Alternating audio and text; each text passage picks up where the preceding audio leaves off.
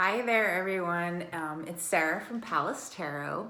So we are doing a sign by sign review of the different sun signs so that when we get to the planets, we feel a little bit more confident in integrating all the information I'm kind of throwing at you with that, because I've been told that that would be more helpful. So I'm happy to do it, and that's what we're doing right now. Bear in mind that this is general sun sign astrology. So I'm getting ready to talk about Pisces. So for example, say if you are a Gemini and you find that you relate a lot more to the Pisces things that I'm talking about here in traits, write the sign down.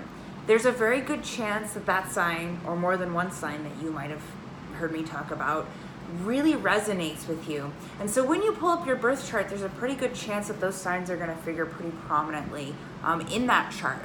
So that might be an interesting experiment for you to go ahead and try. But with that being said, I'm going to go ahead and discuss Pisces, the final sign of the zodiac. So Pisces is the mutable water sign.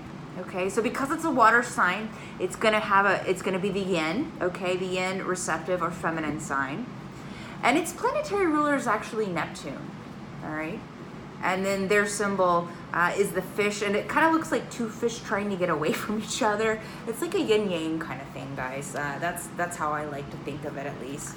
Now, Pisces, guys, if you try to type in Pisces on your phone, it's going to autocorrect it to pieces, literally. And it's kind of funny that it does that, because Pisces, being the last house of the zodiac, it has a lot to do with karma and parts of ourselves that we keep hidden, maybe even from ourselves. So it's kind of a mysterious sign that way. And like most of the water signs, I would say next to Cancer, it's probably one of the most intuitive signs of the zodiac. Now, the danger really for Pisces is that they can get, they're so imaginative and creative that they can almost at times, and forgive me for this, guys, become delusional. Like they believe the world that they have created for themselves because they have such good imaginations. Like they're the kind of people that have thought about something so much that like they think they've already had that conversation with you, for example, but really they haven't. So they can have a tendency to live in their own little dream worlds, as it were. So with Pisces also, they're very sensitive.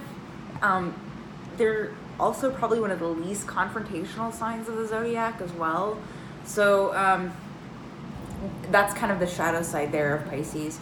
And Pisces has a lot of darker parts that they really need to kind of integrate into themselves, because there is the trait of kind of martyrdom associated with Pisces, this kind of need to self-sacrifice to fulfill one's purpose. And a lot of Pisces have trouble drawing boundaries, personal boundaries, because of that. They feel like, oh, well, it's all on me. Well, it's not, okay? And that's not a way to go through life. And that'll very much weigh you down, make you feel depressed, and more likely to retreat into those kind of dream worlds that you want to create. And again, that can lead to some self-destructive tendencies that we'll touch on here in a minute. So Pisces, if you want someone that's a really good listener, I would recommend a Pisces. That would be a really good friend for you to call in the middle of the night, would be a Pisces. Especially if you want to kind of suss out your feelings with someone. They're definitely the kind of person that would read, the text message that you're obsessing over from the person you have a crush on with you and talk to you about it and cheer you up about it. They are very sweet people. But that being said, Pisces is really very much almost like Gemini in a way about duality. So they have this very rich internal world that I was talking about. But at the same time, they're still projecting themselves into the outward world, even though they are a yin sign. And one of the great challenges really for Pisces is to kind of not compartmentalize those two different parts of themselves. Realize that their imagination can be a strength, and those things that they're creating in their mind that are really beautiful, wonderful things for the most part, they can manifest them if they want to, and they can bring them here, and it doesn't involve them, self-sacrificing to a ridiculous degree or anything like that.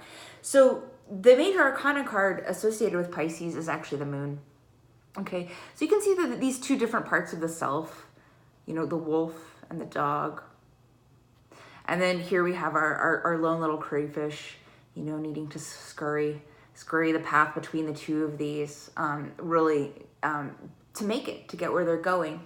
And it's kind of about really integrating that wolf nature with the domesticated dog type nature. And, you know, it's the unconscious and the conscious that we have, and integrating those two. And Pisces does. They struggle with that a lot.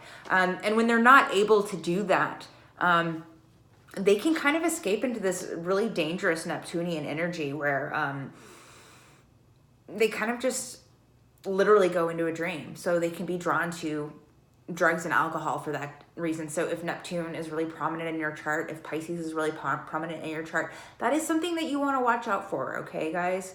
So this is the Neptune trump card in the Rider-Waite-Smith deck, okay? So that's also associated with Pisces. Kind of looks like a martyrdom a little bit, okay? But it's also, it also speaks to unconventionality. Pisces is very much that way too, and they're also very artistically minded as far as sun signs go. In fact, if you are a Pisces, it's very likely that you will do creative projects that try to integrate those parts of yourself, and that's almost like a therapy for you, really. In fact, I would recommend art therapy of any kind to a Pisces. And they have really strong aesthetic senses as well. And they're very sensitive. And unlike a Cancer or a Scorpio, you may never know how they feel about something. They'll just keep it all to themselves. And that's not something that's necessarily healthy either. So journaling, that kind of thing, if a Pisces isn't ready to like externalize those types of feelings, journaling can be one way of doing that as well. So it's really kind of all about putting those feelings together, making things positive in a creative way, instead of tending to self-destruct with that martyrdom instinct. Because Pisces is, gosh, it's one of the sweetest signs in the zodiac, but you know, it's got some heavy karma behind it. So there's a lot of self-work to be done in this sign, as there is in any sign, but this one in particular, I feel like. Thanks.